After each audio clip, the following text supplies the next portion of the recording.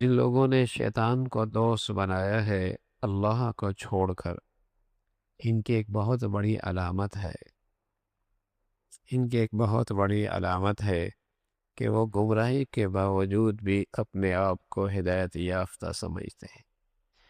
فسادی ہونے کے باوجود بھی اپنے آپ کو مصلح سمجھتے ہیں، بے دین ہونے کے بعد بھی اپنے آپ کو دیندار سمجھتے ہیں، گندگیوں میں مبتلا ہونے کے باوجود بھی اپنے آپ کو صاف ستھرا سمجھتے ہیں۔ یعنی ان پر شیطانی اثرات اس حد تک ہیں کہ وہ جو انسانیت کا خاصہ تھا، غلطی کا اعتراف،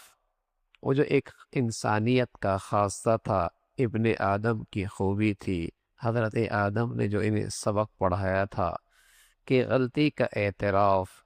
کوتاہی کا اعتراف، گناہ کی اور ندامت، اس طبقے پر جس پر شیطان پورے طور پر مسلط ہوتا ہے، اسے اپنی غلطی اور گناہ کا احساس بھی نہیں ہوتا، وہ اپنی غلط کو بھی صحیح سمجھتا ہے، اپنی گمراہی کو بھی ہدایت سمجھتا ہے،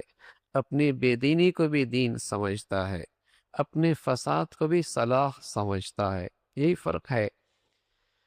نئی تہذیب کا سب سے بڑا نقصان یہ ہے، ایک وہ طبقہ ہے نا جو اس درجے کی مغربی زندگی سے متاثر نہیں ہے، خطا کار وہ بھی ہے، گنہگار وہ بھی ہے، لیکن اس میں ایک خوبی اب بھی موجود ہے، اس کے دل و دماغ میں، دل میں کہیں ایک چیز موجود ہے، وہ اپنے آپ کو خطا کار سمجھتا ہے، غلطی ہو گئی، لیکن اس نئی روشنی نے گمراہی کی اس سطح پہ پہنچا دیا ہے کہ غلط بھی کر رہا ہے صحیح سمجھ کر، غلط بھی کر رہا ہے صحیح سمجھ کر، اس پر وہ فلسفہ پیش کرتا ہے، دلائل دیتا ہے، غلطی کی دلائل بھی دیتا ہے، گمراہی کی دلائل بھی دیتا ہے کہ یہ صحیح ہے۔